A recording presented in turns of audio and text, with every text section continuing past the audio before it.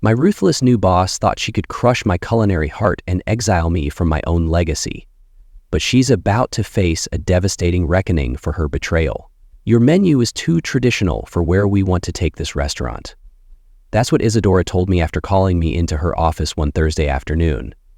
She'd owned Starhaven Bistro for barely 4 weeks and already had opinions about the food I'd been cooking for 8 years. My name is Dante Valeri, 45 years old, executive chef at what used to be Silver Pine Eatery in Asheville, North Carolina.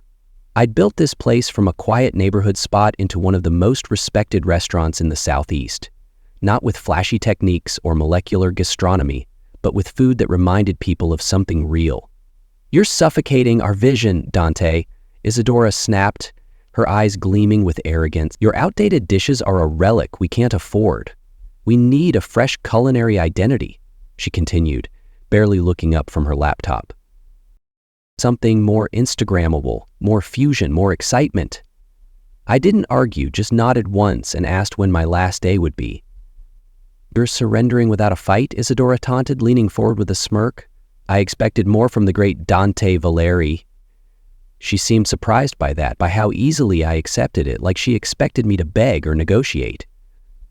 "I don't beg for what's mine," I said, my voice low and resolute, locking eyes with her. "You'll regret this, Isadora. But I don't beg for people to understand what they can't see. 8 years I'd poured my soul into those dishes. 8 years of adjusting recipes my grandmother taught me in Tuscany when I was barely tall enough to see over the counter. 8 years of building a menu that made people close their eyes when they took the first bite." Isadora smiled, relieved. 3 weeks should be sufficient for transition. You'll need to provide detailed recipes for all signature dishes." "Of course," I nodded again, though we both knew I'd never written down a single recipe. Not the real ones, not the way I actually made them. That evening during service, I watched my kitchen staff move like a well-rehearsed orchestra. Matteo, working the grill with the timing of a metronome, has delivered his commission with the precision of a surgeon. They didn't know yet, none of them knew, that the heart was about to be cut out of this place. "She's tearing us apart," Matteo hissed after I told him, his voice trembling with rage. "How can you let her do this, Dante?" I met his gaze, calm but heavy. "She'll learn her lesson, Matteo. They always do." After closing, I sat alone at the bar with a glass of whiskey. The dining room was dark, except for the small light above me. "This isn't the end," I whispered, my voice firm as I traced the bar top, my resolve burning brighter than ever. The next morning, Lorenzo, my sous chef for 6 years, caught me storing my personal knives in their roll. "Chef, what's going on?" I told him about the meeting. His face changed, anger flashing behind his eyes. The restaurant's doing better than ever. It's her place now," I said, continuing to pack. "But those are your recipes, your dishes. People come here for your food." I just shrugged. "Not anymore." "You can't let her steal your soul," Lorenzo shouted, his fists clenched. "Your food is this place, Dante." I looked at him, steady but fierce. "She'll choke on her ambition, Lorenzo. Watch." As I walked to my car that evening, I glanced back at the restaurant's glowing sign. Something twisted in my stomach. Not sadness exactly, something sharper, something that told me this wasn't over, not by a long shot. My grandfather opened the first Valeri's in Tuscany when he was 24. I grew up watching him make magic with nothing more than flour, eggs, and whatever vegetables looked good at the market. Food wasn't fancy in our family. It was honest. It was memory. It was the thing that made people pause their lives for a moment and remember what mattered. I didn't come to Asheville planning to be a chef. I was studying industrial design at Savannah College of Art and Design, working nights washing dishes to pay tuition. Then one evening, the line cook called in sick. The owner was desperate. I stepped in. Something clicked that night. The rhythm of the kitchen felt more right than any drafting table ever had. 7 months later, I dropped out. My father didn't speak to me for 18 months. I worked my way up through 5 different kitchens before landing at Silver Pine, when it was just a struggling eatery with outdated decor and a menu no one remembered. The owner, Emilio, was ready to close the doors when he decided to give me full control of the kitchen. "You've got fire, Dante," Emilio had said, his voice warm with trust. "Make it yours." Make food that matters to you, he said. I'm all out of ideas, so I did. I built a menu around the dishes my grandmother made, the braised veal that simmered for 7 hours with thyme and fennel, the shellfish bisque with vermouth that my grandfather learned from his mother, the almond cake soaked in lemon liqueur that we served at every family christening.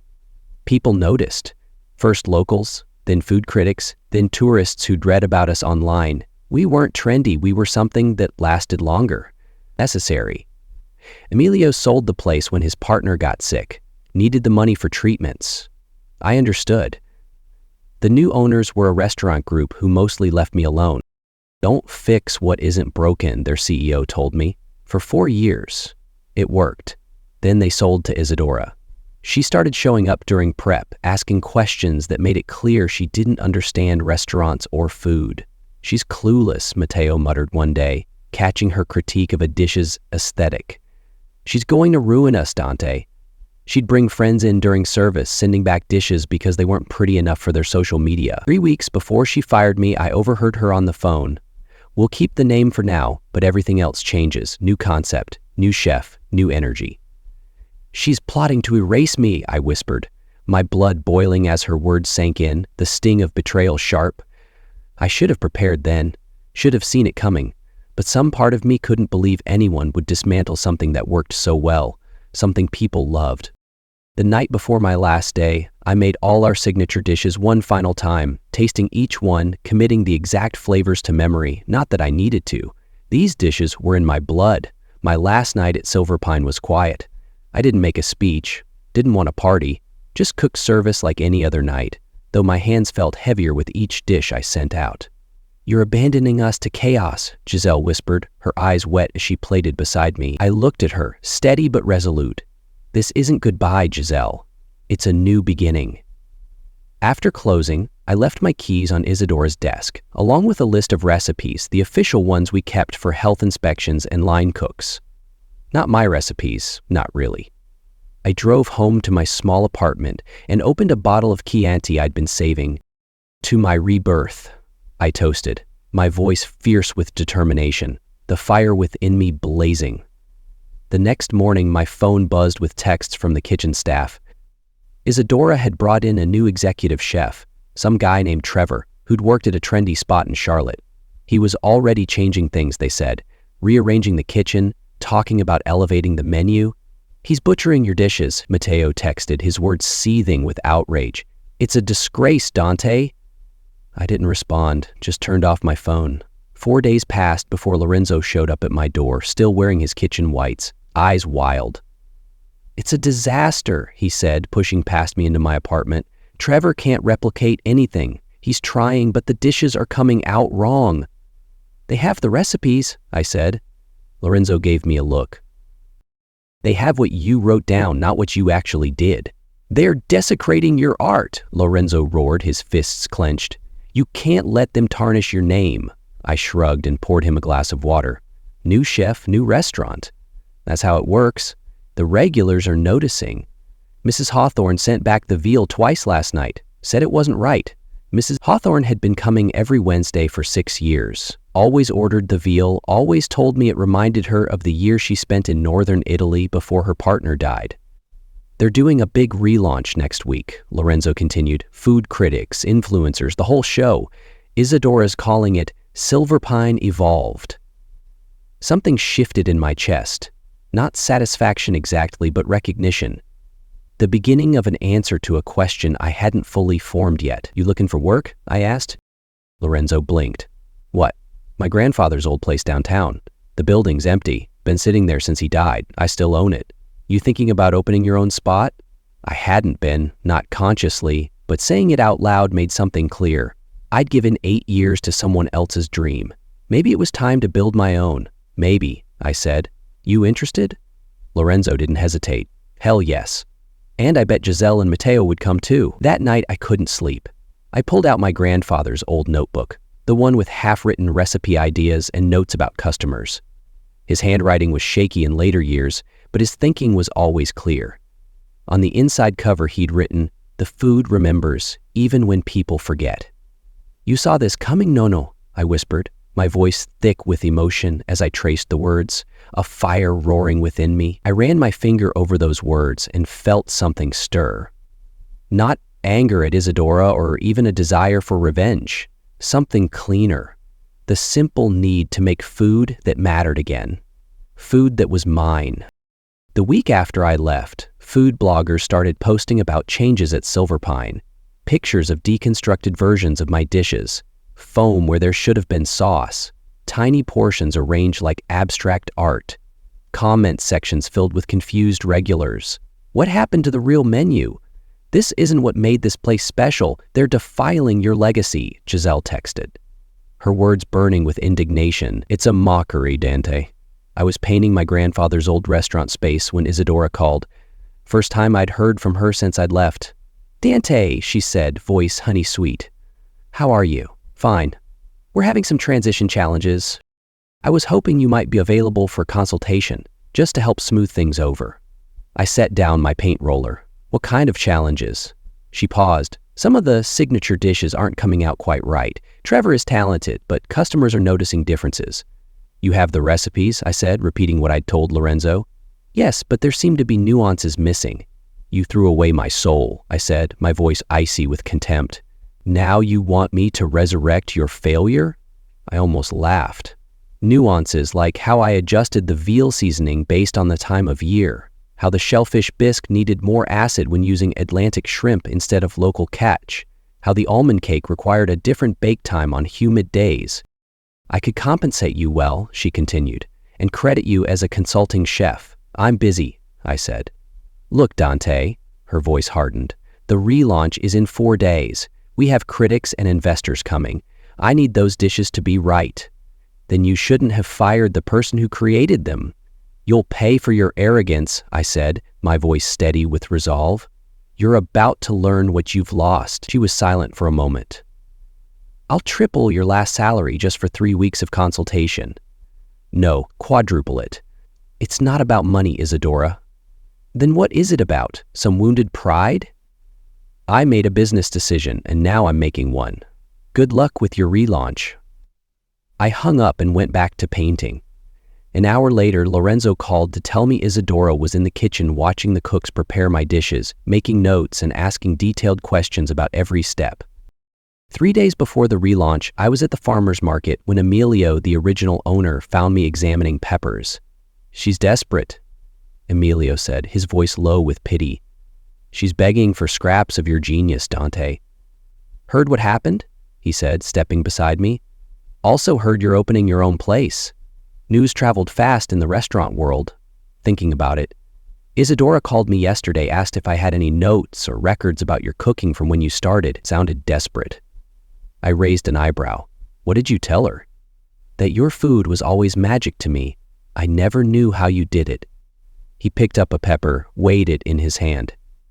She's in trouble. You know those investors are expecting the same restaurant they've been reading about for years, the one you built. She's grasping at shadows, I said, my voice steady with conviction. She'll never capture my craft. That afternoon, Giselle, my former pastry chef, texted. They're trying to reverse engineer your almond cake. On the 6th attempt, still not right.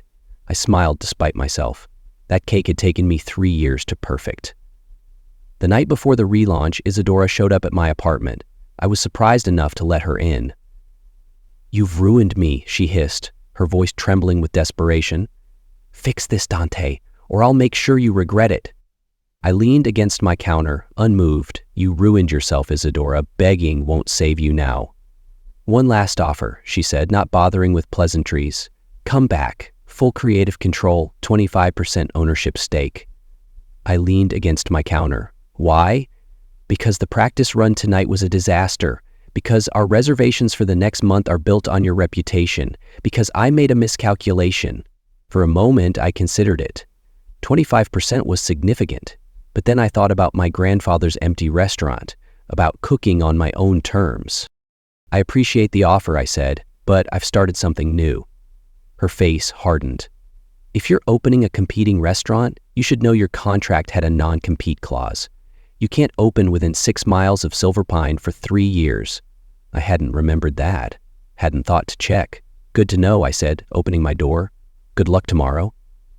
You'll pay for defying me, Isadora spat, her eyes flashing with venom as she stormed out. I stood firm, my voice calm. Try me, Isadora. After she left, I called my cousin Vincenzo, who practiced business law. The non-compete was real and potentially enforceable. My new spot was only 3 miles from Silver Pine. I'd hit a wall I hadn't seen coming. That night, I couldn't sleep. I reviewed my options. Delay opening, move locations, fight the non-compete in court. None felt right. At 2:00 a.m., I sat in the half-renovated space, thinking. The next morning, relaunch day at Silver Pine, I met with Vincenzo at his office. He reviewed the contract again, brow furrowed. There might be a loophole, he said finally. The non-compete specifies you can't open a similar restaurant concept with competing cuisine within 6 miles. Define similar concept. Your grandfather's place was a traditional Italian restaurant, right? Not new American like Silver Pine? I considered this. My menu at Silver Pine had Italian influences but wasn't strictly traditional. I'd been planning something similar for the new place. My dishes, my style, but not bound by tradition. What if I went old school? I said slowly. Completely traditional. My grandfather's exact recipes, red checkered tablecloths, Barolo bottles with candles. Vincenzo nodded. Different enough concept that we could argue it doesn't compete directly. Risky, but possible. It's a chance to reclaim my roots, I said, my voice fierce with determination. She'll never touch that. I thanked him and left, mind racing. I'd been so focused on recreating what I'd built at Silver Pine that I hadn't considered going back to my roots, to the food that had started everything. On my way home, I got a text from Matteo, who was still working at Silver Pine. Critics are here. Food's not right. Trevor's panicking. I didn't respond. Wasn't my problem anymore. That evening, Lorenzo, Giselle, and Matteo came over after their shift, faces grim. It was a bloodbath, Lorenzo said, accepting the wine I offered. None of the signature dishes worked. The veal was tough, the bisque was bland, and the cake was dense as a brick. Isadora kept making excuses, Giselle added, blaming ingredient suppliers, kitchen equipment, everything but the obvious. Which is, I asked. That they don't have you, Matteo said simply. We talked into the night about what had happened, how Trevor had tried to follow my written recipes but missed all the unwritten steps, how the critics had been visibly disappointed, how Isadora had disappeared into her office halfway through service. There's more, Lorenzo said, lowering his voice though we were alone in my apartment. I overheard Isadora on the phone with someone, an investor, I think. Turns out she leveraged everything to buy Silver Pine, expected to flip it for a quick profit. Based on its reputation, I said. He nodded, which was built on your food. She's in trouble, Giselle said. Without good reviews from this relaunch, she might lose backing. She gambled on my name and lost everything, I said, my voice steady with vindication. This is her downfall. I should have felt satisfaction. Instead, I felt a strange sense of clarity. This had never been about my cooking. It had been about money, about using what I'd built to turn a profit. I'm opening my grandfather's place, I said, going back to traditional Italian, his recipes, his way. What about the non-compete? Lorenzo asked. I explained Vincenzo's thinking. Different concept, different target. And honestly, if she wants to fight me on it, let her try. Her restaurant's about to have bigger problems. The next morning, the first reviews appeared online. They were as brutal as expected, a pale imitation of its former self. All style, no substance. The soul of Silver Pine has vanished. That afternoon, I signed a lease on a small storefront across from my grandfather's building, a place for a simple cafe while renovations continued on the main restaurant. I named it Valeri's Kitchen. No concept, no gimmicks, just food that mattered. She's crumbling, Matteo said when he joined me at the cafe, his voice laced with grim satisfaction. Silver Pine's bookings are tanking. 4 weeks later, Valeri's Kitchen was ready to open. Nothing fancy, just 15 tables, white walls, and my grandfather's old brass pots hanging in the kitchen. I'd handwritten the menu, 6 appetizers, 6 entrees, 4 desserts. All his recipes, unchanged since he'd perfected them decades ago. I'd been careful about permits, licenses, everything legal. Vincenzo had reviewed all the paperwork to ensure we were protected if Isadora decided to make trouble. But so far, she'd been silent. According to Lorenzo, who'd quit Silverpine along with Giselle and Matteo, she was too busy trying to save her investment to worry about me. The night before opening, my father called. We hadn't spoken much since I'd left design school 16 years ago. "Your mother told me about the new place," he said. His voice sounded older than I remembered. "Opening tomorrow, using Nono's recipes, everything," I said, just like he made them. A long pause. "He'd be proud. More than he would have been of another designer in the family." Something tightened in my chest. "You should come sometime." "Maybe I will," he said. "I kept his old recipe book, the real one with all his notes. Your mother thought you might want it." I hadn't known it existed. "I would. Very much." "You're carrying his fire," my father said, his voice thick with pride. "Don't let her snuff it out, Dante." 3 days after we opened, with no advertising beyond an Instagram post by Giselle, we had a line out the door. Word had spread among Silverpine regulars that I was cooking again. We served 50 covers that night with just the 4 of us working. Me and Lorenzo in the kitchen, Giselle and Matteo handling the front. Every dish went out exactly as my grandfather would have made it. Simple, perfect, honest. A week later, Mrs. Hawthorne, the Wednesday veal regular from Silverpine, found us. She hugged me with tears in her eyes. "You've brought it back," she whispered, her voice trembling. "This is home again, Dante. I've been looking everywhere for you," she said. "Nothing's been right since you left." That night, I added my grandfather's veal to the menu just for her. 3 weeks in, we were booked solid every night. I'd hired 3 more kitchen staff and 2 servers. My father had sent the recipe book, a tattered leather journal filled with my grandfather's secrets, things I'd never known about his cooking, about where he'd learned, about what each dish meant to him. It felt like he was there in the kitchen with me. On our 6-week anniversary, I arrived early to find a white envelope taped to the door. Inside was a formal letter from Isadora's lawyer alleging violation of the non-compete agreement and threatening legal action. I handed it to Vincenzo over coffee that afternoon. "Right on schedule," he said, scanning the document. "I was wondering when this would come. Can they shut us down?" He set down the letter. "They can try, but I've been building our case since we talked. I have documented evidence that Valeri's Kitchen is a traditional Italian restaurant based on your family recipes, completely different from the new American cuisine at Silverpine. Different target audience, different price point, different concept. So, we're good? Better than good." Their argument is extremely weak, especially now that Silverpine itself has changed its menu completely. This was news to me. "They did?" Vincenzo nodded. "Went full molecular gastronomy last week. Foams, gels, the works, trying to chase the latest trend. They've essentially admitted through their actions that they're not the same restaurant you worked at." "She's desperate," Vincenzo said, his voice grim with certainty. "Her empire's collapsing, Dante." I smiled. Perfect timing. That evening, as I was prepping for service, a food critic from the Asheville Citizen-Times walked in, the same one who'd written a scathing review of Silverpine's relaunch. He didn't know I recognized him, I just cooked. Sent out food that would have made my grandfather proud. The next morning, his review appeared. The heart of Silverpine didn't vanish.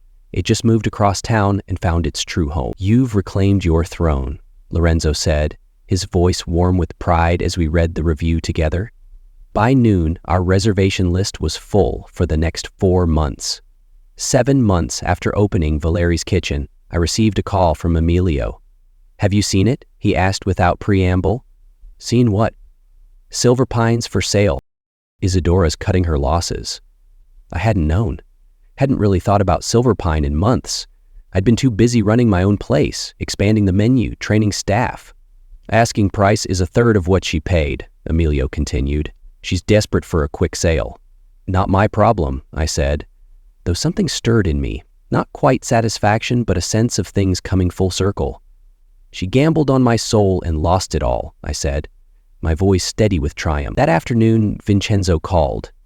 "Isadora's dropping the lawsuit. Seems she has bigger problems like selling a failing restaurant." "Exactly. Want to know the best part? Her investors are suing her for misrepresentation, claiming she sold them on the reputation of a restaurant that no longer exists." I thought about that as I prepped for dinner service, about the shortcuts Isadora had tried to take, about how she'd seen only the surface of what made Silverpine special. never understanding the foundation it was built on. 4 days later, a silver SUV pulled up outside Valeri's during lunch service. Isadora stepped out, straightened her jacket, and walked inside. The dining room fell silent as regulars recognized her. I watched from the kitchen pass as she scanned the packed restaurant, taking in the simple decor, the happy diners, the staff moving with practiced precision. Then she saw me. Our eyes met across the room. I expected anger, resentment. Instead, I saw something like resignation, maybe even respect. "You've beaten me," her nod seemed to scream, a silent surrender to my victory. She gave a small nod, turned, and walked out. I never saw her again.